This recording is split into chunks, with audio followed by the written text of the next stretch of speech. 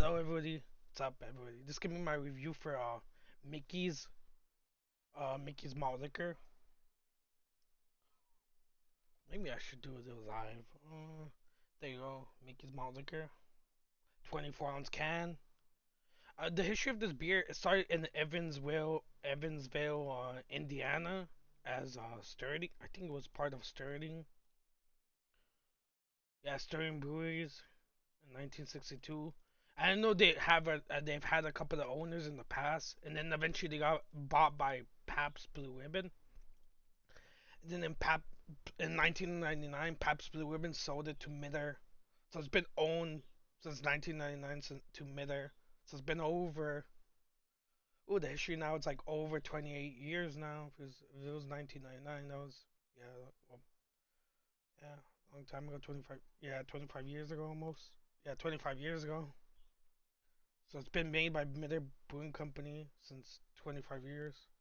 There you go. This is what it looks like in the this is what it looks like the can. Do I have a fresh date? Yeah, it's slightly fresh. It's kind of a week out of date, which, man, every time I go to the same exact store, I don't want to be complaining about this on video, but every time I go to this exact same store, I always get like the beer's always a few weeks out of date, like a week out of date, 2 weeks out, or like a long time out of date. I had to like stop shopping at the store. I think they're just not moving products, so all their stores are, all their products are getting old. Yeah.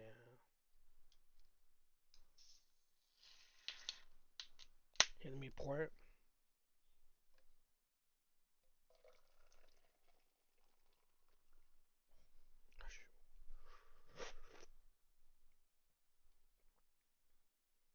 This one looks. My bad, kind of hard poured it.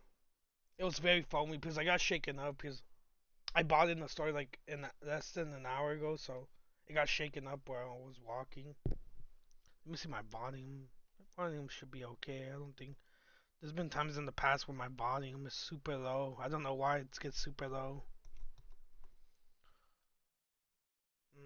Okay, so this is what the beer looks like. I mean, I had to wait until the foam dies down. But yeah, I mean, more of the history. They made more of the history is like they made this beer in 5.6, and then eventually they make 6 packs, 32-ounce bottles, 24-ounce cans, 16-ounce cans, 40 ounces, and then they had a Mickey's Ice for a long time until 2021. In 2021, they got discontinued, which I never got to see it. It was called Mickey's Ice. And they almost had the same percentage. I think it was like 1 or 2% higher, but it was almost about the same. But it was a nice, I guess it was a nice malt liquor. I don't get it. I don't get what it was. It might have been just. Yeah, it's right here. My bad. There you go. Here, let me drink some of it.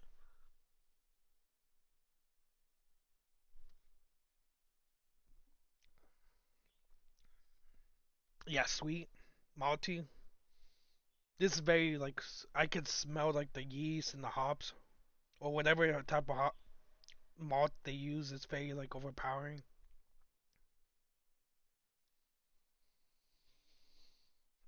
Let me pour some of it more.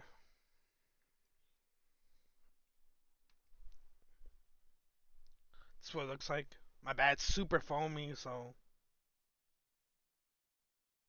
soapy foamy head. It's light colored. It's light colored. It's a light colored malt liquor or beer. It isn't like I reviewed like Hurricane and Old Willingness a while back ago, and those had like a darker gold color. This actually has a lighter gold color than those.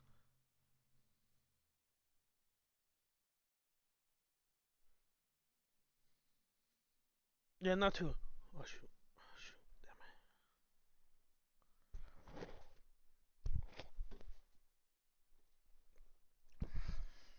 Almost about to spill the beer. Almost gonna knock the beer out of my hand. Let me see what else. I mean, I don't know what else I could really say about this beer. Like, It's been made ever since the '60s, and I feel like the recipe probably has changed, but yeah. Well, I never got to try this back in the '90s when it was. I think back then it was actually owned by. It was actually owned by Pabst Blue Ribbon. Now it's been owned for maybe over 20. Yeah, and I never got to try this beer when it was like when they were doing those like there was a time where they were like doing like plastic malt liquor, like plastic bottle malt liquors. I never got to try. Yeah, they moved it back to the glass like pretty fast. I guess nobody liked the taste of the plastic bottles, so they removed them fast.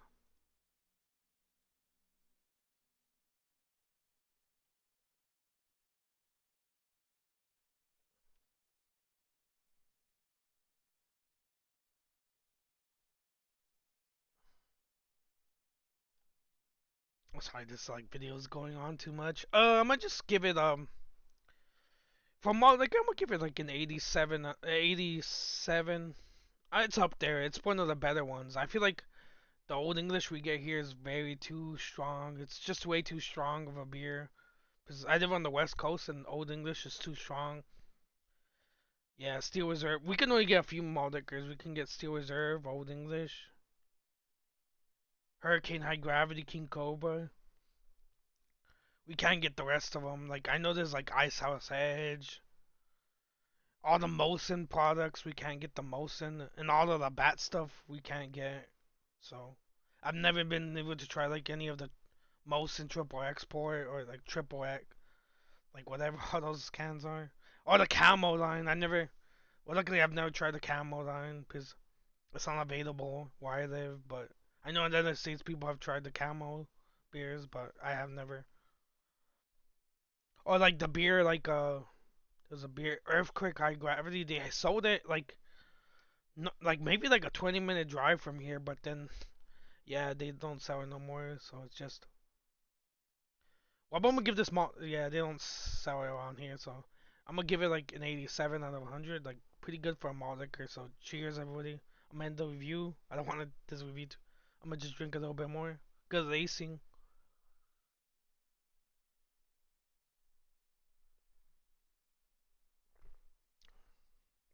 There's a good amount of lacing. It doesn't taste strong. The beer doesn't. I had Mickey's and that. Not Mickey's. I had Old English and I had a very strong beer. Like it was a strong tasting beer. So cheers.